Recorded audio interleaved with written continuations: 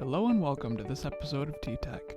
This is part 2 of 3 in our Wi-Fi router series, and in this part we're going to log into our router, change our wireless network name, change our password, and finally change the router's admin password. I do hope you enjoy this one, and let's get into it. Hello and welcome to this episode of T-Tech. This is part 2 of 3 in our Wi-Fi router series. In this part we're going to log into our router and change our wireless network's name, its password, and the router's admin password. The first thing we want to do is go ahead and grab your router if you're right in front of it and look on the bottom, and it should say something called address or IP address. Go ahead and see what that is, and if it's not on the bottom, which it should be, go ahead and just look in your documentation. Now I have a Belkin N300 router, and in my case, my address is 192.168.2.1. So you want to type that in the top bar in the middle of your browser. So we're going to hit enter. Excuse me. And in this case, it knows that it's been reset and it's at the factory state out of the box. What we want to do is you can do detect my connection, but the best way to do it is actually set it up manually. The reason is not every Wi-Fi router will have wizards and things of that nature, depending on the model you have. So you do want to make sure you know these settings. It will make it so much easier to transition to a different model, and it just makes you know these things better. So we're going to go ahead and set it up manually. So we want to click that. And once we get here, this is actually a perfect example. Sometimes your internet service provider will give you a dynamic connection. That just means you're using something called DHCP, and that'll just automatically give you all your addressing information. If you have a business connection or an ISP that you have to put it in statically, you would click the static connection and just put that information in.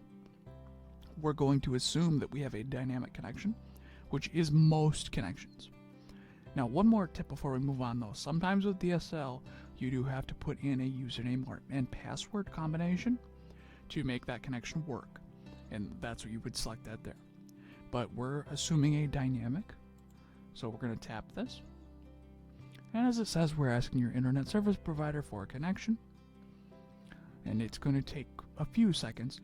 If it does seem to time out or have an issue, do check the WAN connection. Make sure it's plugged in on your router's WAN port and on your router's on the modem itself. Now this part, some routers do this, some don't. It just needs to make sure the firmware is selected, is the newest version. Now this is actually probably the quickest way to do it here. Your network name here. We're going to go ahead and change this to T-Tech Test. And we'll change the password to T-Tech Password. You do want to use a long password in production. You know, in reality. These are just test ones. Make sure WPA2 is selected. And all we're going to do here is save and continue. One last thing about the password as well. Make sure it is at least 8 characters long. Otherwise, it will not accept it. So after that, we'll save and continue. This part will take a second. It has to reboot and save our changes. I'm going to go ahead and pause the video, and I'll see you in 1 second. Alright, welcome back. It just finished. And it tells us our changes have been saved. And our new settings are right there. And a tip here is if you have an existing router and you're replacing this, use the same settings that you had from the old router. Now we're just going to hit the great what's next button here. And a lot of these routers will ask you to register. You can. That helps a lot with warranty, especially if it's not something like a used one or something like that. But we're just going to pick register later for the purposes of the demo. And once we're here, sometimes it is a good idea to download the manual, but at this point we're just going to say thanks, take me to the dashboard.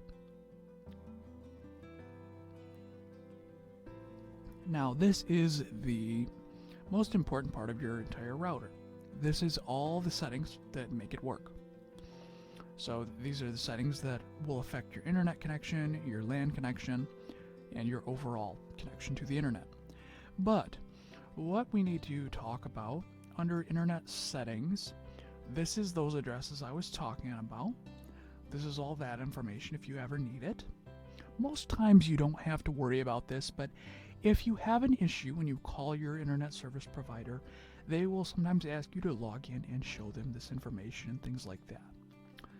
The wireless, if you do want to note these down, preferably in a secure place, but that is very important so you don't forget what the key is and all of that.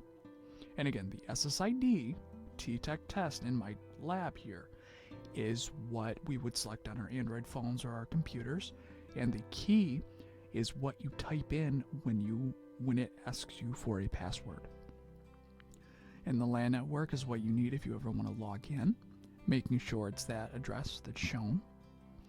Now, other than those two settings, one more thing as well.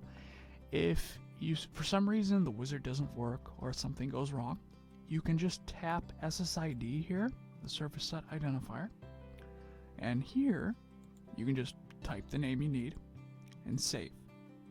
And then if you want to change that password, we'll hit the security tab. Make sure the WPA2 personal is selected, as well as the authentication is WPA2 PSK, and then you would put in your password there, and then just hit save. So that's how you would do it if something went wrong, and then you just say go back to dashboard. But the last thing we want to do is change the admin password. So we're going to go under advanced settings for this, and under system settings, here under administrator password, we don't have a current password because there isn't one when it's shipped. But under type a new password, we're going to type one. Now, very important tip, never make the admin password for the router the same as the wireless password, the PSK, the pre-shared key. If you do that, if you give a friend that comes over your password, or if someone was to hack into your network, they would be able to log right into your router's admin interface and change every setting. So you want to be very careful about this. So we're going to type in T-Tech Belkin, for instance. So T-Tech Belkin. And the timeout is okay to leave at 10 minutes. At the bottom of the page, hit save. This will be similar on most router models. And again, we'll pause the video because it has to apply the changes. Okay, and after that applies, something important happens.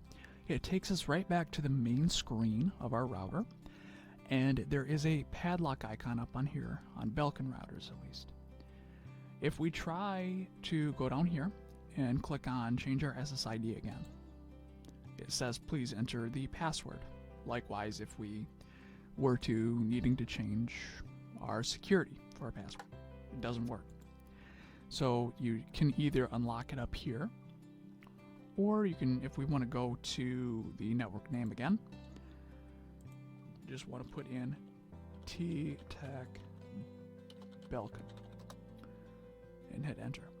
Make sure that's separate from the Wi-Fi password. I cannot stress that enough. That's so important. Now, that is our basic setup, and to log out of a Belkin router, you just hit the lock up here. And if you forgot to do that for some reason, it would just go ahead and lock automatically. Now, the last thing that actually we'll cover is what to do if you have a WAN connection issue. Now, I have the router right here, and what I'm going to do is unplug the WAN connection, and we're going to get to see, oh, there's already something wrong. Okay, there we go. You unplugged it, and you'll see it'll say offline, even if you're not logged in. So that is a good indication of what is wrong. It just says we're having trouble talking to your modem. The first thing I would check is the WAN port on your router. But after that, you might want to reboot the modem. And as it says, just go down these steps. Belkin makes very helpful router troubleshooting. So all we do, plug that back in to our WAN port, and you'll see on some routers that the WAN light will light up. And offline, and it's still trying to get back out. And in a few seconds, it should say online again. It's taking quite a bit. And there we go. And this is back online. Now, that was changing our wireless network name, our password for our wireless, or our PSK, and our router's admin password. Now, those are all the 3 basic steps you need to get connected. Again, this was part 2 of 3 in our Wi-Fi router series. I do hope you enjoyed this one. And I'm Tyler with T-Tech, and I will see you in part 3 where we'll deal with a few more advanced settings. But I do want to say, if you don't need any more settings than just a basic connection, you can stop at this point, but I do encourage you to go into the intermediate advanced section and get a few more, tools in your arsenal for securing your new Wi-Fi router. So anyway, I do hope you enjoyed this one, and have a nice day.